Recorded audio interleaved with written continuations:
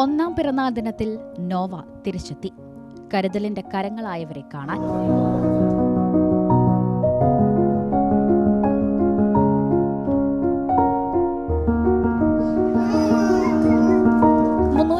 Gram തൂക്കത്തിൽ ഗുരുതരാവസ്ഥയിലാണ് Nova പോയ വർഷം Ernakulam Lourdes ആശുപത്രിയിൽ ജനിച്ചത്.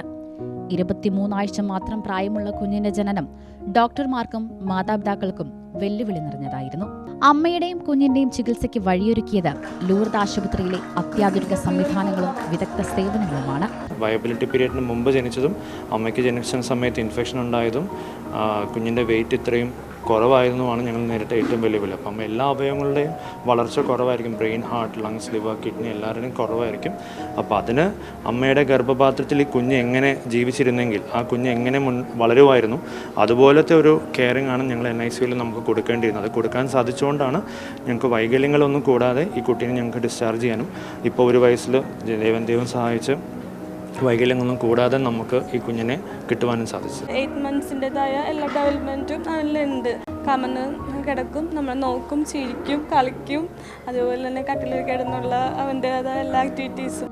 ദക്ഷിണേന്ത്യയിലെ തന്നെ ഏറ്റവും ഭാരം കുറഞ്ഞ നവജാത ശിശുവാണ് നോവ.